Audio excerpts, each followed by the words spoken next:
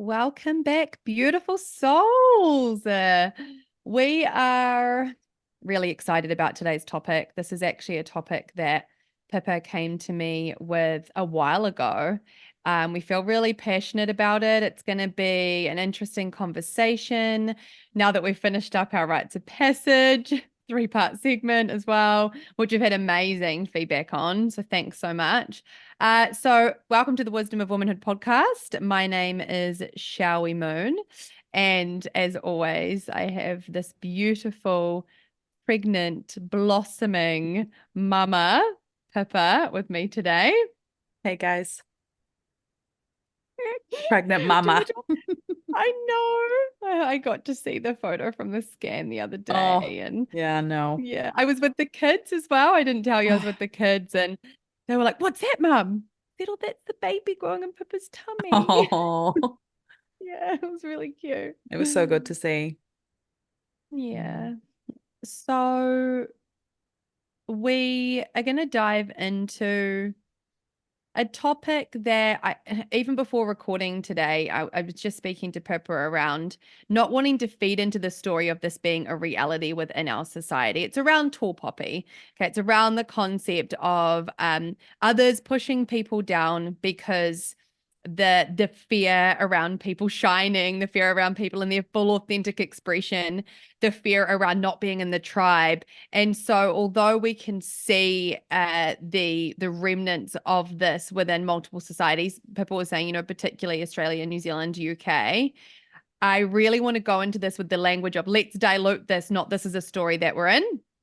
But that's what we're going to be speaking into today. I would love for you to share.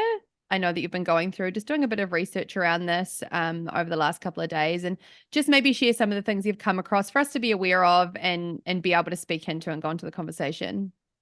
Yeah, and I love that you are about language because I asked about that on Saturday at Mary's event. I just said, I just asked the universe and spirit to help me with my language, and that includes slowing down and just breathing through my conversation. So if you hear me just taking breaks or just a breath, that's me just thinking about the words I'm going to use. I spent a couple of hours yesterday just researching tall poppy syndrome and what it is and how long it's been around, where it's most prevalent. And funny enough, I thought it would be a UK thing, but it kind of wasn't called that in the UK. I've only ever heard it from New Zealand kind of standpoint. And it interests me because I'm like, it's obviously a collective thing that is around. And I feel like when I had this vision yesterday, because I read this article and it was on a Reddit. I haven't downloaded Reddit. My husband loves Reddit because he just has loads of feeds on there. But it was about this woman asked about the tall poppy syndrome and her fear of standing out and her fear of, I Mm. don't want to be seen as this, like, guru and inspirational person that's gonna. So she had fear of shining. She had fear of being a taller poppy in her life, and the comments were just, oh, I just sat with it, and I was really upset yesterday because I just cry at everything at the moment. I don't want to cry now because I just think about the comments that she got. Yeah. Hmm.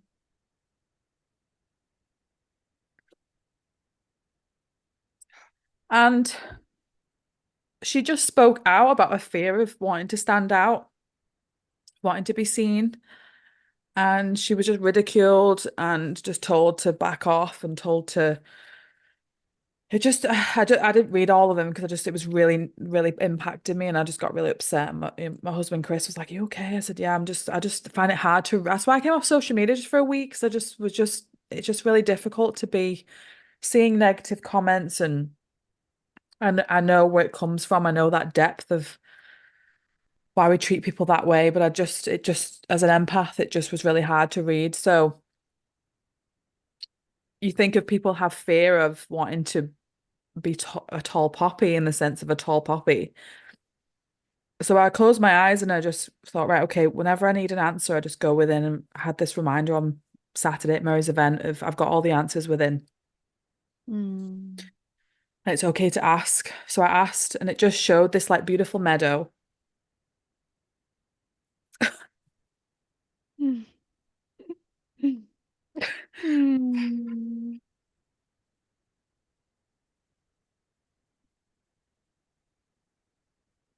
And it was like a section of poppies. And the reason why I get upset is because my nan's favorite flower was a poppy. And she's been around really prevalent the last like few weeks because I've been struggling with my emotions and I've asked for her support. So poppies were her favorite. We wore poppies at her Mm. funeral and and I saw my nan through the poppies. And she gave me a message because I related with this woman because was always scared that I was too much. Standing Mhm. out would cause me to be too much. So there's a beautiful meadow, and I'm just like, there's all these like really tall poppies, and there's tall like roses, there's sunflowers, there's daisies, there's Mm. just like weeds, and like and I just thought it represents the world, it represents uniqueness, and it was like the trees were in the background, Mm. and it was just all these beautiful plants. Like there was even flowers I'd never recognized. It was like just something out of like Harry Potter. You know, like just where you have all these random like. And I'm walking through and I'm like, oh my God, you're so beautiful. Look. And I was just like, I was honoring the differences in like the rose and the daisy and the poppy and how beautiful they are. And my nan just said, this meadow represents the world. It represents uniqueness. It Mm. represents, we all have a uniqueness to us, but we're all connected because our roots are in the ground together. So all these plants are like in the ground, feeding off each other, giving each other water, and and then she said, watch this. And she put this time lapse. It was so fucking beautiful. She put this time lapse and like some of the poppies would grow a bit taller. Some of the roses would grow a bit brighter. And then these flowers were like, oh, I can be like that. I can grow that taller.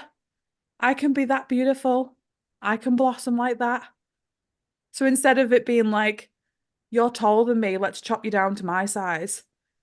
Oh my God, I can be that way. Oh my God, I have that within me. And it was just, but it wasn't even needed to be communicated because they're all connected with roots and this beautiful meadow. It was like they didn't need to be that spoken. It was just a thing that they just did. It was a natural occurrence. And I just sat in this meadow and I'm just like, oh my God. And I could smell everything. I could just like, and my nan just said, I just need to show you that Mm. because you were going to talk about tall poppy syndrome today.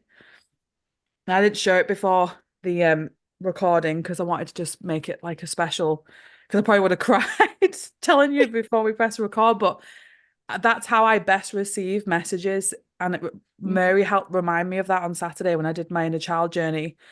I'm a Disney fanatic, and when I go into like the Disney realm and I go into that magic, like I see Mm. things through analogies and metaphors and nature and just seeing things from a different picture.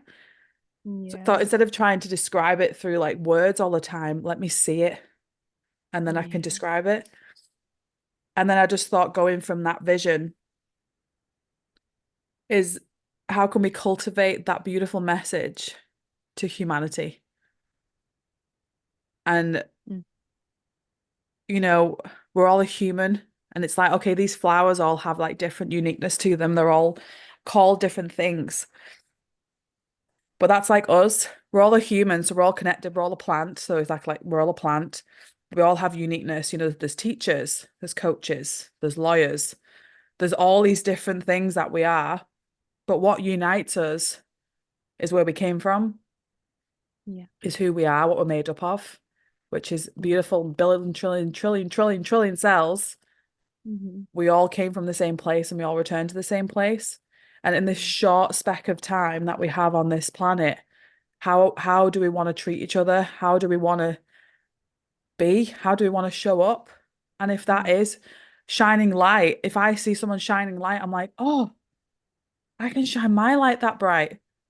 So it's that I just thought like I wanted to it come across that way because Mm. when it comes to these kind of things that are collectively going on, tall poppy syndrome and we can really get on like a pedestal, can't we? We can really get on like a soapbox and be like, well, I'm pissed off and this does my head in. It's like we can't, it just, I don't want to be that way. I want to see it through grace and through the eyes of Mm-hmm. God, because Mm-hmm. it's it's here for a reason. Mm-hmm. It's here to show us Mm-hmm. who we actually are. And it's like you mentioned about the reality of it, it's teaching us so much more. So Mm-hmm. that was my take on it yesterday. And thank you for listening. That was such a beautiful journey to go on with you. And isn't it so powerful when we can see the reflections of humanity, in that example, the reflections of nature, because we are nature, right?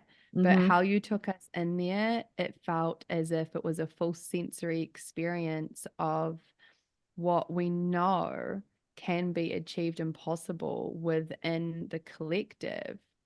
And when those of us are coming in and feeding into that and manifesting that and breathing belief into that, especially through these beautiful visions and visuals and the sensory part of it, such a beautiful gift you've just given people that is so full of hope and so full of beauty. And I was there with you. I was in there in the meadow. It was just luscious.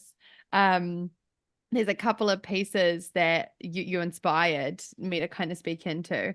Uh, the first pieces I'd like to drop in are around psychology. So actually around some of the psychology pieces of Yeah. tall poppy and this pushing down. So from both sides of this, right? You have those people who have that fear to step outside the paradigm of the collective or the majority, because there is that primitive part of the brain that is coming online and activating and is saying, if you are not part of the tribe and the collective, then you're in danger. Hmm. And so whenever people are going, oh, like I could do that different thing, or, I could step into this different thing or different part of me, it's really beautiful for us to be aware that there is that part of the brain that is coming online and it's just trying to keep us safe. Yeah. It is hardwired for safety. And so when we can become aware of the fact that we are hardwired for safety, we can cultivate these skills, like so many of the skills we talk about and we work with our clients, that is around witnessing that fear and that mechanism, that safety mechanism, the survival adaptations, and be like, oh, hey, friend, thank you for trying to keep me safe. That isn't actually the thing that is going to lead to my greatest evolution or to my greatest, we've got to remember that part of us is not hardwired for evolution, it's hardwired for safety. Hmm. So, for anyone that starts to feel that fear coming in, beautiful. That's okay. But let's work with that to first of all witness it and then transmute it, do the healing work around it. So that fear, which is being disguised as safety, does not have to keep you captive, Hmm. because your brain is keeping you captive from who you could be. And then the other side of it is those who are resistant to people shining further, becoming the more fullest version of them, the most authentic expression. And, there's that great quote of, you either trigger or inspire people, and neither of those are your responsibility. Hmm. I feel like I live that. Yeah. And I've just manifested in the man who also lives that. So fucking watch out, world.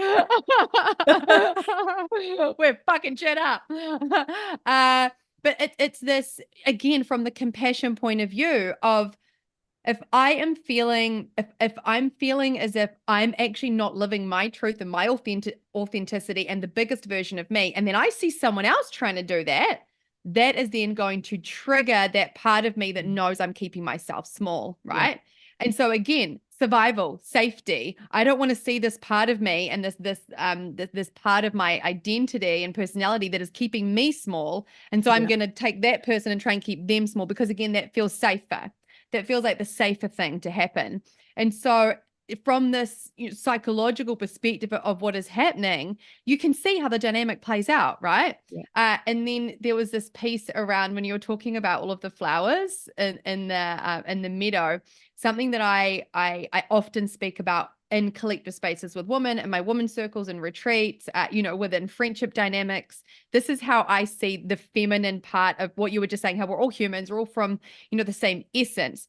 What I see, my take on the feminine is that we have within us all aspects of the feminine, all goddess archetypes, all parts of those live within us. However, I feel as if we all play a part within the collective feminine that is a more prominent version of the different parts of the feminine.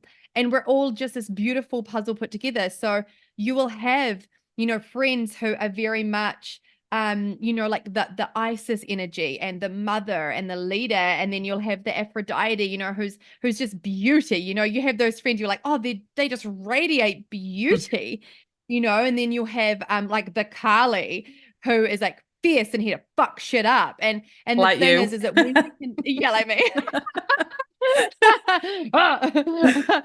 And what's so beautiful is when we can go, so it's not about comparing as woman, as obviously collective, but in this conversation, it's about going, great. So if I'm this and this is my most authentic expression of the feminine, then all I need to do is cultivate a space where that is my most radiant self, right? And then my beautiful sister or friend, whoever it is over there, we're not supposed to look the same. But the more that we can support one another to embody the part of us, and also we'll go through the different journeys, like sometimes I am, very much like Artemis or, an Isis energy. I go through these flows. However, it's going, we're not all supposed to look the same. However, when we help to support one another, that the collective fabrics just really tighten and become more solid. And like we know of the raising of unity consciousness, there's so much research done about this. I don't know if I've shared this piece of research before in the podcast. Have I shared about the Maharishi effect? Do you know if I've spoken about this? Don't think so. I don't think so.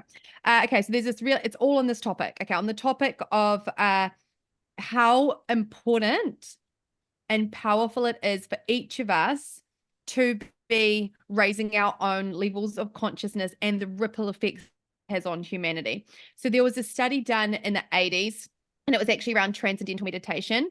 And they had a group of people that went into an abandoned warehouse in Los Angeles, downtown Los Angeles, where they went in and they meditated. I think it was 6 hours a day, every day. They meditated, went into transcendental meditation.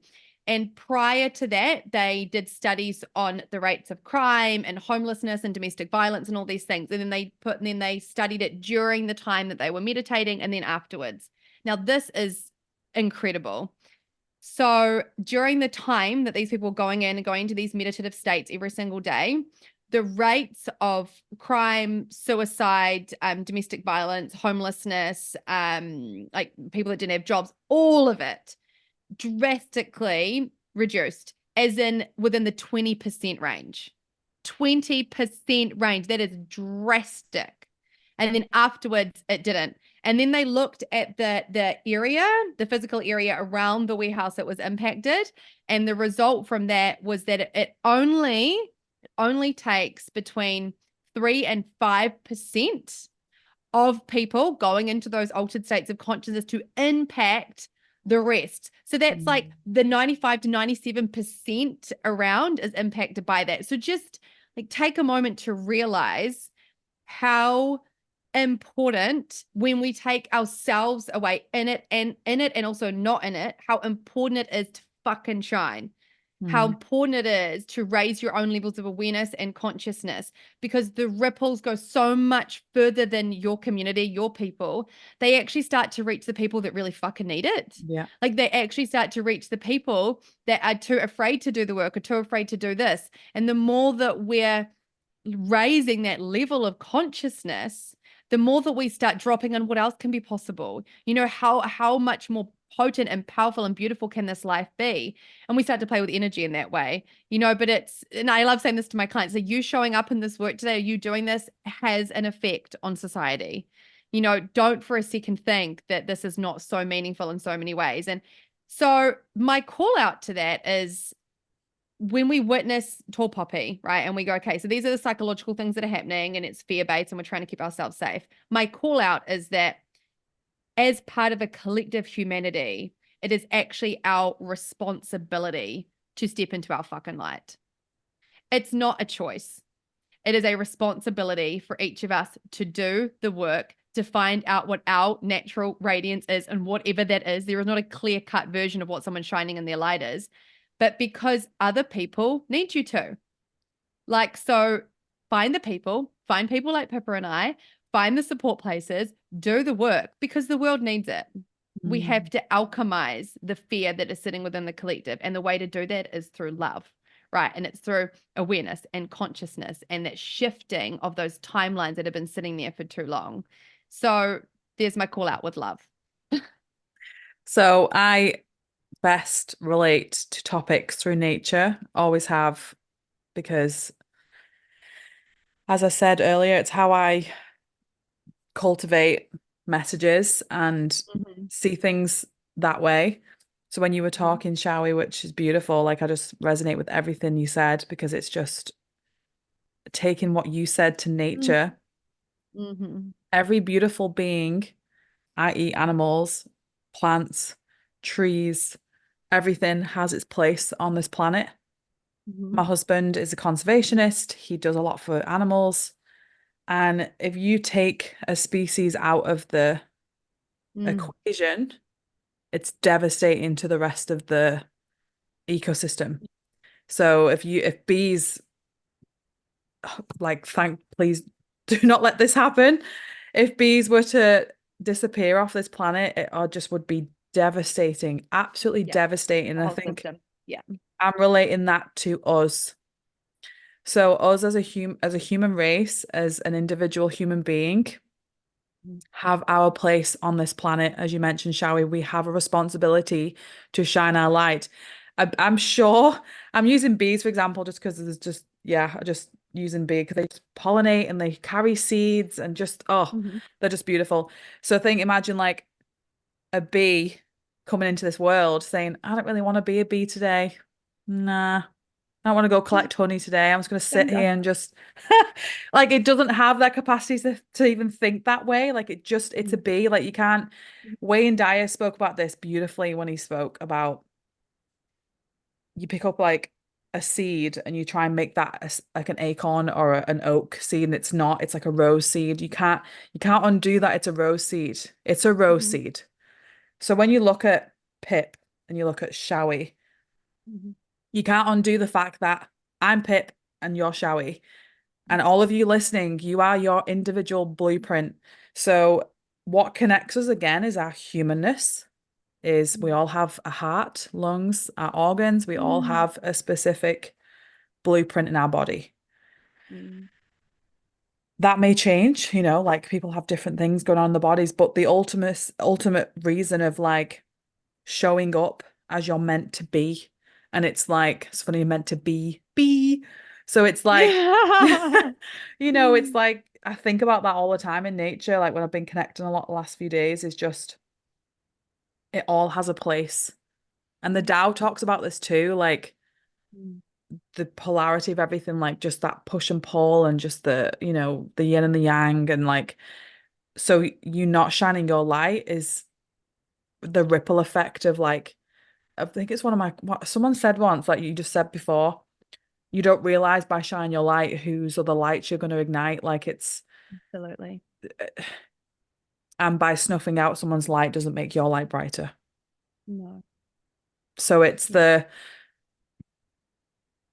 your responsibility, like you said, and it's your birthright Yeah. on this planet to be who you came here to be. And that might take you a while to figure out by doing Mhm. the work, by Mhm. moving through uncomfortable emotions and trauma Mhm. and working on the nervous system and just getting to know yourself because we've been conditioned in different ways. And it just takes that grace and compassion and love for yourself to honor where you are and to honor the fact that you are here breathing, listening to this podcast, watching this podcast. You have a unique blueprint, you have a uniqueness to you. And by shining your beautiful, beautiful light, I always saw it as like beacons, like beacons on the mountaintop. Yeah. Like, I'm gonna light mine, and then Showie's over there, yay, I'll light mine, Mhm. and then everyone else is like, oh yeah, yeah. So it's just like and it lights the world by not shining your light, like the darkness Mhm. stays. And I said this to Chris yesterday. We were talking about the war in Iran, and it's really hard for me to listen to and watch because I'm aware of it. I just don't want to sit with it.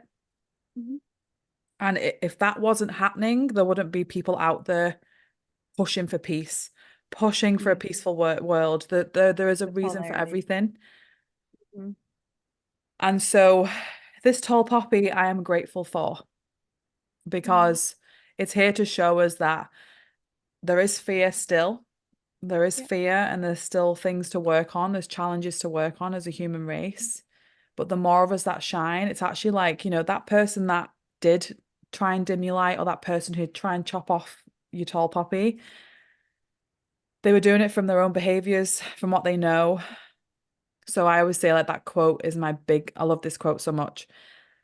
Forgive them for they know not what they do. Because I just learned this yesterday, rewatching my module of compassion for people's behaviors. They have this huge depth to them. If we can see people through that depth, that lens of, Absolutely. oh, they must feel so challenged. And Mhm.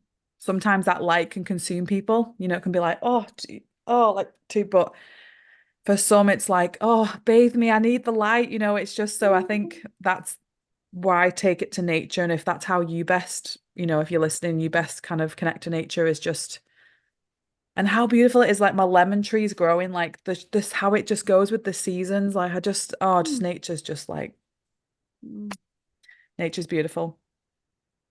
I love the analogy you just used of the lighthouses. This is what the love of my life. He's the love of my life. He said last night, it's as if we have been these two lighthouses out in the ocean and we've learned how to shine and we've cultivated the courage to be our full authentic selves and also surrender to the evolution of self that happens. But we've been out there shining lights, and people have been like, it's too bright, it's too bright. And then all of a sudden we went like this and it's like, oh, and this like, oh, I see your light and you see mine. And here we are in this beautiful glimmering experience of bathing in one another's light and muchness and power. And so that leads into this beautiful conversation of ways that if you're sitting there going, oh, I have definitely been keeping myself small, or oh, I have unintentionally, wanted to bring other people down because it's more comfortable.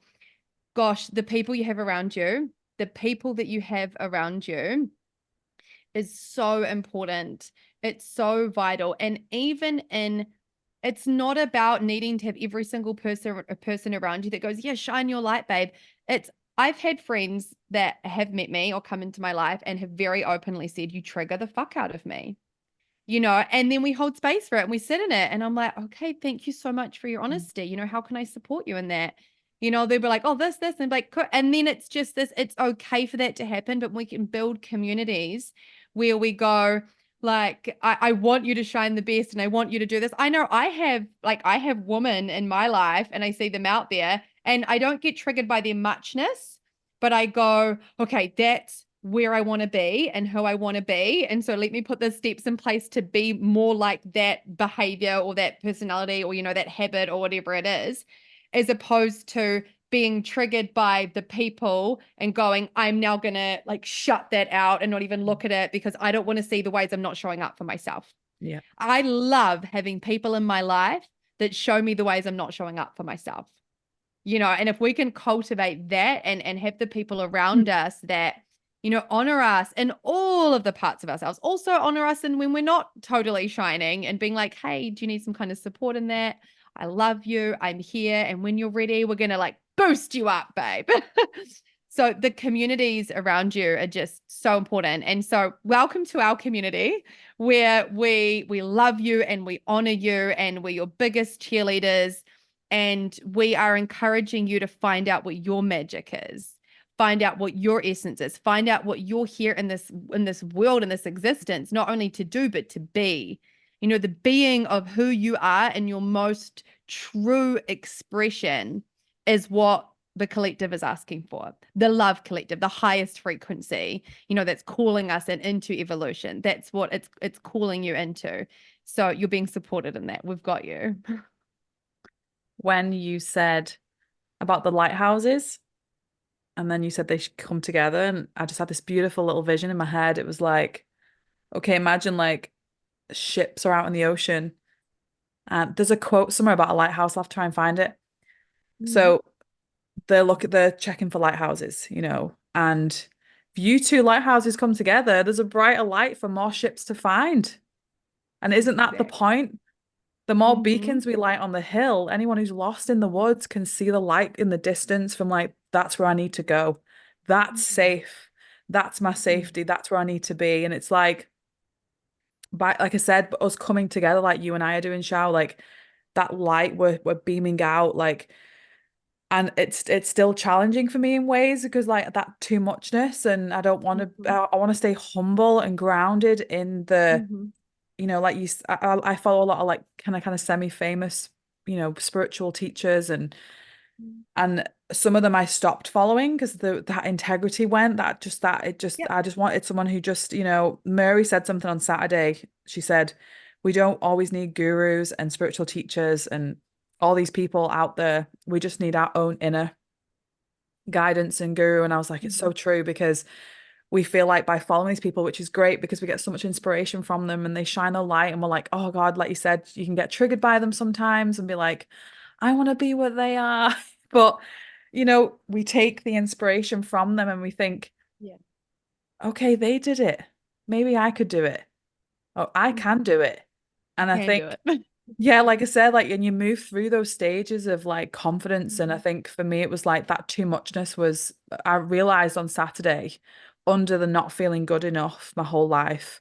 One of my, because I spoke to my little Pip, and she was so cute. And we took a little I took my little picture with me, and she was always so vibrant. And like, she always just, I'd walk in a room and be like, hi, I'm Philippa. How are you? Where are you from? I'm still that person. And I realized my core wounding from being a very young girl is I am a burden. And that was my core, like, that was the kind of, and everything kind of spell off it.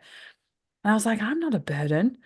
I'm a beautiful human being that has all Yeah. these beautiful gifts and stories and just wisdom pouring out of me like this. I've got this old soul that's just like, oh, I just want to just give out everything I learn and just my heart's on my sleeve. And that's why that authenticity, like what you see is what you get. I just pour out and I just saw this, like, we just had this love coherence between our hearts, me and Pip, like little Pip. And I gave her a hug and I told her all these beautiful things. And it was like doing that on Saturday just got my light brighter, just like just gave it a boost, and sometimes you need like that the battery kind of runs a little bit low and the light might go a little flickering, so you just got to reboost yourself, like you said, fill your cup. But when you said about the two lighthouses coming together, that was I just had this like whoof, like it was like the big bright shining light and all these boats are like, oh, there they are, let's go follow them. There's There's the light. So the I need to find the light. lighthouse quote while you're sharing. But Yeah, yeah, I beautiful. remember the quote and it was a lighthouse quote and I can't remember it. So it's definitely fitting for Mm. what we're speaking about.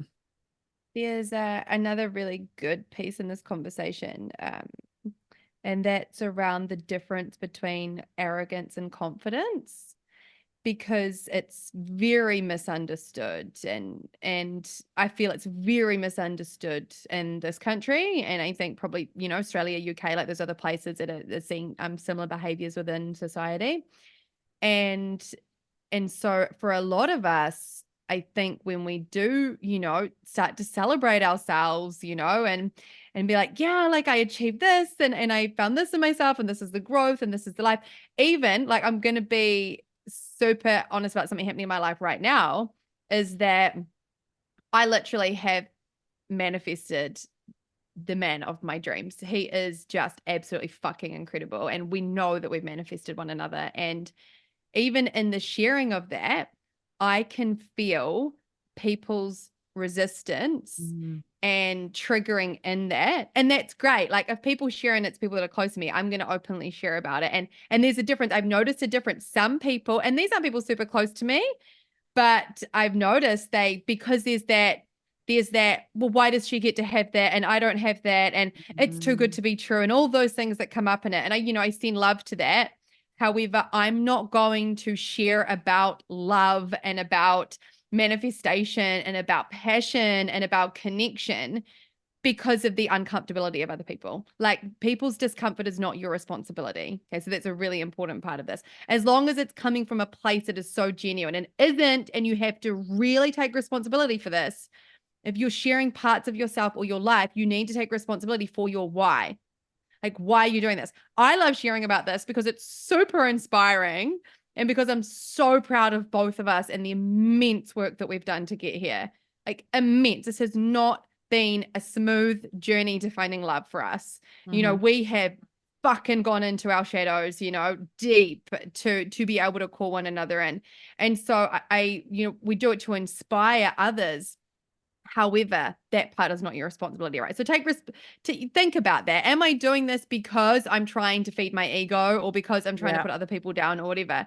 But this conversation around arrogance and confidence is check in because there is a collective belief sitting there of to celebrate yourself as arrogant. Yeah. And so when we're navigating through that, it's going, so arrogance comes from lack and fear. Confidence comes from abundance and love. And so when we can check in and go, where is this coming from? We know instantly, and it's something that let's all be part of celebrating confidence and celebration and knowing the difference between arrogance and that. It's a Yeah. really important thing for us to be sitting with and within ourselves and our own ownership, but also recognizing in other people, particularly as women, Yeah. particularly When you said because about the leader, oh, she's bossy. A boy, yeah. same qualities. He's a leader. Girl, she's bossy. Yeah.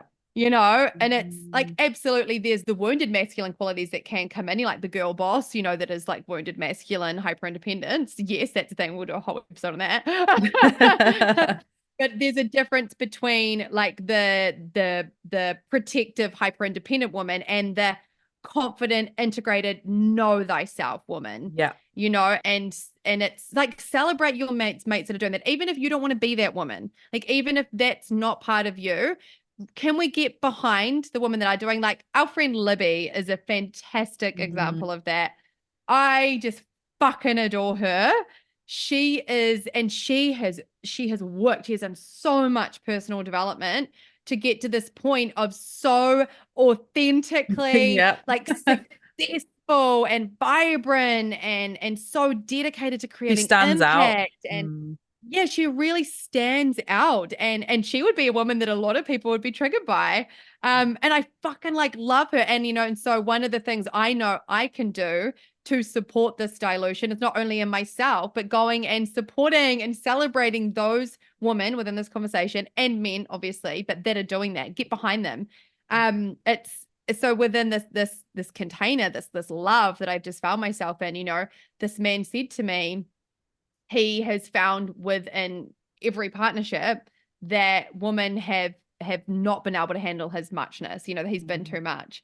And it's so great when you can dilute those stories within yourself so you can hold it for other people. Because I was like, oh, fucking give me all of you, baby. I want more, but that's only because I've reclaimed it in myself. If I was still sitting in this, I'm too much, then I wouldn't be able to see that in somebody else. So it's the ripple effects that can go out from this it's so potent and powerful. I love that. And when you said about arrogance being that, like it kind of made me realize about like that loving yourself is vain. Like you grow up in Mm-hmm. that kind of environment where you're like, oh, she loves herself, she's vain. It's like, it's just, no, to love yourself is the beautiful gift that you can give yourself because that is a journey in itself. We can talk Yeah. about that on another podcast, but Mm-hmm. the self-love journey is like, I mean, we've kind of talked about it on the earlier episodes, Mm-hmm. but it's especially for women, the self-love Yeah. journey, especially we've got that wounding around being vain and being too Yeah. much. We spoke about that before we pressed record. I felt too much for Chris when we first started dating, like he flew across the Mm-hmm. whole, like halfway through the planet to see me through a pandemic. And I was like, can you go home? And he's like, no. Hmm. And I needed that. Like, I needed that Yeah. because my I would have just been like, he's gonna go, and then I'm proven right. And my Yeah, insecurities would have been perpetuate the like, cycle. see, you're too much, Hmm. and da, all that kind of stuff. And he just said, no. And it was like just beautiful, like absolutely perfect. And I thought to myself, like he pushes me and challenges me to be better and to see Mm. myself through Mm. a man's lens, like, and that's what I love about him so much. Like, obviously, I've had a few challenges the last few weeks, and Mm. he's my rock through it. But like I mentioned earlier, like he can only relate and be there for so much because unfortunately, men don't carry children and they don't understand what it is to Mhm. be a mother, and they don't understand what it is to carry and to and have emotions, and it's, well, not emotions but emotion through pregnancy. And I just thought to myself, I need to be around woman now for this Go journey, get a and he's Mugsy gonna, woman. yes, Yes, and he's gonna be my exactly. lovely protector, and Yeah. he is a beautiful protector, and that's his Mhm. role. He wants to protect and provide and Mhm. the man of the Mhm. house, which I absolutely adore in Mhm. him. And I think that I've got that quote right now, but like around the tall poppy. So, for example, say someone's listening right now and they're in that in between of, I'm so scared to be seen, Yeah. and they want to move back into the shell like that. How do we how do we help and support people go from that transition of like, okay, there's layers to this, there's layers to, because I struggle with it sometimes. Mhm. Not as much as I used to. I just kind of post things now and I'm weird. Even yesterday, Chris was like, I love your weirdness. I love posting weird shit because that's me. Like I am Mhm. weird and I love weird shit. And I, Mhm. I just, if I'm not being myself, then what's the point? What is the Mhm. point? My like advice and suggestions around this, two things. Nervous system health, like Mm, nervous system regulation, because that fear is coming from not feeling safe. mm, And if you can remind your body that it is safe as we move through things, mhm. it would be integrate, if you're in this kind of in between stage, integrating daily nervous system health regulation, Yeah. daily breath work, daily meditation, daily cold showers, like actually lean into the habits that are going to help your body to feel safe and activated. Because if we go in through the body, then the mind will respond to Mm. it, right? It just won't be so prevalent. The other part is, though, that maybe you need to work with a somatic therapist. Yeah. Like maybe there are blocks that are sitting there in your subconscious or through epigenetics or past lives or something that is actually doing this. I mean, we spoke about it in her story. We have 7 generations of femicide within our DNA. Mhm. So if it is feeling like actually that block is sitting there really big, get some support with it, because otherwise you're just going to keep hitting it. And if you keep hitting it, you're going to be perpetuating this, oh, I can't do it, deficiency story. All those things come out unless you actually address where the blocks have come from. Yeah, I agree with those two completely. And I think I would add, for me personally, for my journey, what I did when the struggles came up, there was two things. Mm. There was, I hired the coach that triggered me, and I Yeah. told her she triggered me because I was Mm-hmm. wanting to move into more deeper Mm-hmm. places and shine my light and, become, just work on that, like you mentioned, the nervous system, and work on myself and feel safe and supported and seen. And but also unfollow the people that are making you feel uncomfortable. Like, because for me, it was like I wanted to go and follow those people because it was kind of then confirming the unsafety. It was Yes. confirming the unlovable. It was confirming the burden, all those kind of, inner conditioning and wounding that I'd suffered with, throughout my younger years. So I think I took a break and I gave myself that break Yeah. to go, hey, like I can't follow them right now, or I can't, be on social media right now, or I Mm-hmm. can't be around You those need to certain set people right boundaries. now. Yeah. I'm gonna go into hibernation. What do plants do in the winter? They go into hibernation to reflect and to start anew.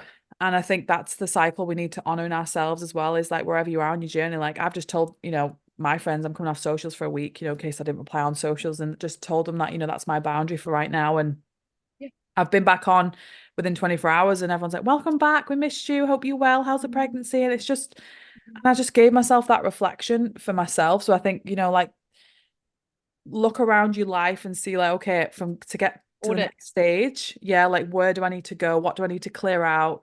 Clearing Mm-hmm. out's awesome. Go declutter your house. Go Mm-hmm. declutter that drawer in your kitchen that is full of shit, which I need to go and do. Clear out some old clothes.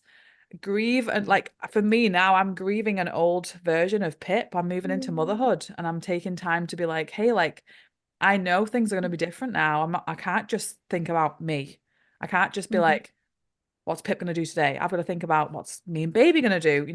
So it's just like taking time for myself and taking Let go of time the for old my stuff. nervous system and taking time for my inner work. Mm-hmm. So Mm-hmm. yeah, they're my tips for sure. And like I said, everyone's Mm-hmm. different, and reaching out to people to support you is game changing for me. Like if I didn't reach out to those, somatic therapists and nervous system help and you, Showy, and like other people in my life, I just, it just Mm-hmm. helps because people go, yeah, I get it. I relate, Mm-hmm. you Mm-hmm. know? And we give you some of our light. And that's what it's about. Yeah. Did you find the quote? Oh, yes, I did. Okay. I've got a quote too that is like perfect for this. Mm. Uh yeah, so you go and then I'm gonna share this and then you're gonna tell us about the last 24 hours of your life. Oh, yes. Lighthouses don't go running all over looking for boats to save. They just stand there shining their light. I love that. And that's it. That's it, right? Is that there is so much without outside of our influence. However, what we can influence is how we show up and trust that the people, the opportunities, the experiences that are in alignment with us. But I was talking about this the other day. I don't remember in what context, but it was around connection, love, relationship. If and it relates to this, but if you're not in your truth and your authentic expression, all you're going to do is attract in someone that only sees this version of you, which then perpetuates the story of I'm not seen, Yeah. I'm not valued, I'm not heard, I'm appreciated, I'm too much. Whereas what we can influence is showing up as the truth, finding out first, being curious, finding the Yeah. parts of yourself and being open to that evolving, but then that's the only way to attract in the actual people and experiences and Yeah. opportunities that are in alignment and then will help the expansion. So many, and I say this with love, and this has been me. I'm not saying this from outside, I'm saying this from inside. So many of us are keeping ourselves in those places and Yeah. perpetuating the cycles of too muchness and perpetuating the cycles of not enoughness, because too much and not enough are two sides of the same coin. And again, send love to it. However, the beautiful thing about that is that that's incredibly empowering, because Yeah. when you realize you're the one perpetuating it, you're also the one that can stop the perpetuation. Yeah. Yeah. And Like you're the one. a book recommendation around that would be The Five Regrets of the Dying. Oh, I haven't read Because that. That sounds great. yeah, because when you read it, I won't give it away because it ruins the five, Yeah. but just it reminds you of like there was two books. There was that one and there was The Death of Ivan Illich, which Wayne Dyer talks about in his speeches. And obviously, Mhm. what's the death of Ivan Illich. And Mhm. he speaks about his life and he blamed his wife for all of his wrongdoings and everything like this. And he gets to the end of his life and on his deathbed, he turns to his wife and says, what if my life had all been wrong? And he dies. And Wayne said, and that's when Wayne was about 19 years old. And he said, he wrote in his book, Wayne, don't die with your music still in you. Like, Oh, we yes. all have a Yes. song to play. We all have a tune to play. Our unique voice. We all have a different voice box, a different frequency. We all have different eye color. We all have different hair color. It's like Mhm. my baby now is like from the moment of sperm and egg, it's like everything was just done. Eye color, Mhm. hair color, Mhm. skip, whatever, height. Blah, blah. And I'm just like trust in that and trust in like if we can, like you said, connect into your deathbed, those meditations Yeah. are like, Yeah. wow. Like, why would I want to How dim can I my live that? light for Oh, yeah. 60, 70 years and get to my deathbed and go, oh, I wish I'd just shine my light. I Regret. wish I'd just been who I was here to be.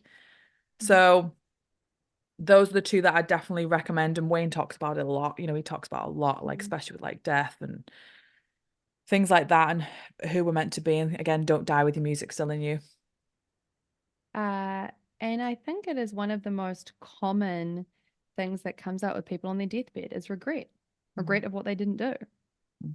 Okay, I've got a quote that's I had this awesome interview on this guy Pete's podcast. He's awesome. Shout out to Pete.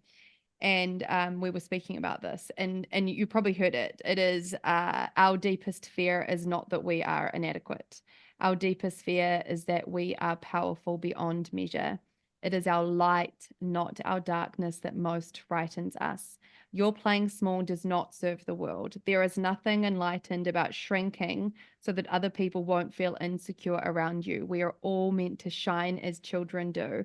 It's not just in some of us, it's in everyone. And as we let our own light shine, we consciously give other people permission to do the same. As we are liberated from our fear, our presence automatically liberates others. Mm, There it is, I love that. folks. There's your It's permission like so slip. that fear of our light more than our darkness, because the darkness is like Mhm. we can just sit in that and it's just but then when we Yeah. actually like shine our light, that's where we move There's into comfort in our uncomfortableness life. because it's shining out, it's being different. Mm-hmm. Um when you read about the light shining, like we fear the light. It reminded me of just that cute quote from Harry Potter of Dumbledore, and he said, "Happiness can be found even in the darkest of times, if only ever to remember to turn on the light." Shout out to Dumbledore. Um, I love I him. know, me too. And I think like if you walk into a dark room, not like a physically dark room, but a dark room of just sorrow and sadness, you feel it. Like you can Mm-hmm. walk into those rooms, but if you walk into a room full of light and full of joy Mm-hmm. and happiness, it's like, oh, it just the difference. And I think like we are attracted to light. We are like we're attracted to light, but also Yeah. think of the womb space. That's why we have to retreat into not Mm-hmm. darkness, but into, like you said, a Integrate our cave light and or our dark. into forest. We have to go into that Mm-hmm. because that is comfort, is in like, hey, I'm just going to take some time for me. I'm going to go into my Mm-hmm. cave. I'm going to go into my little forest. Mine's a little doorway in a tree. Cute. Find a place that is like beautiful to you. Like it might be a cubby hole under the Mm-hmm. stairs, like Harry Potter. Like find a place that's like, I'm not going to darkness forever, like because that's where we don't want to go. But it's like I'm gonna just take some time for me and just hibernate because we're in seasons. We're a cycle like nature. Yeah, that's so Mm. beautiful. Um, the book I would recommend would be Untamed by Glennon I Doyle. haven't read that one.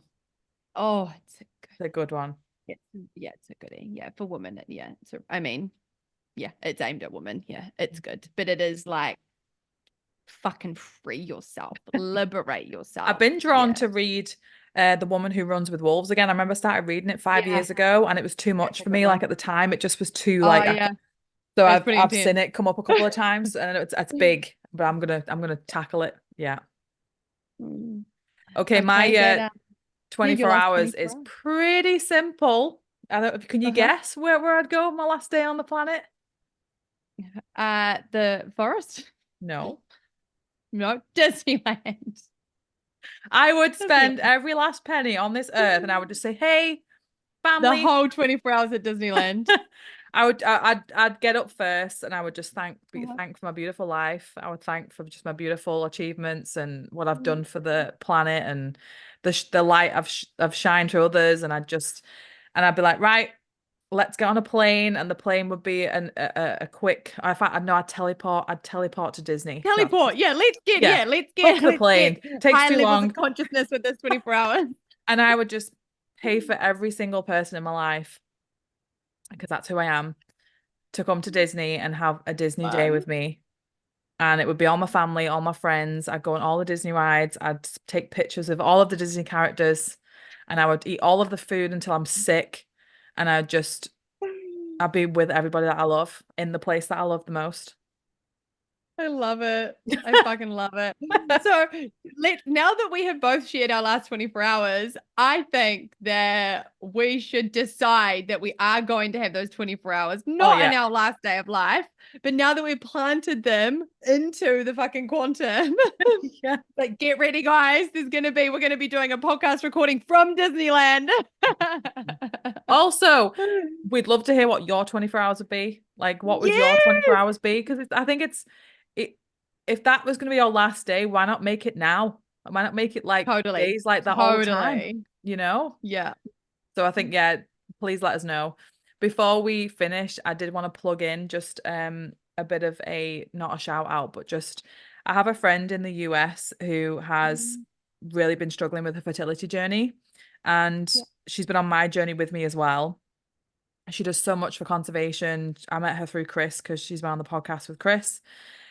She has a link. They have to raise money to basically what's happening is she can't carry her own children, so she wants a gestational carrier to carry her, her egg and his sperm, but it Mm, costs a lot of money and she spent a lot on IVF already and things like that. So, mm-hmm. any donation would be just amazing. I'm gonna put the link that she's shared on her social media on our show notes, even if it's $1, like Amazing. just anything you can Amazing. donate to her would make a Mm-hmm. massive difference. She needs to raise like 50 grand, so it's a lot. Mm-hmm. Mm-hmm. So that I told her today I'd mention it on the podcast. Her name's Stephanie Mm, Arnie Davison, and she's such a beautiful soul. She deserves to be a mom so much, mm, honestly. mm. Oh, she does a lot for the Beautiful. African penguins, and oh my God, she's just amazing. I know she's gonna Mm, be a mom. I told her that she's gonna be a mom one day. So if we can help mm. her, that would be really, really great. Yeah, that feels really good. Yay, that's what it's all about. When we shine light, we help Mm, others. we go. I love you so Beautiful. much. I love you. Thank you for shining your light. Shine, keep shining your light. Bathing in it. Yoni bathing in your light. And thank you all for listening. If uncomfortable feelings came up through this episode, just take some time after listening just to integrate and Yeah. meditate and breathe. Mm. And reach We'll out see to us if you. you want some Yeah, support. Mm, we're your cheerleaders. we are. Love you I love guys. you.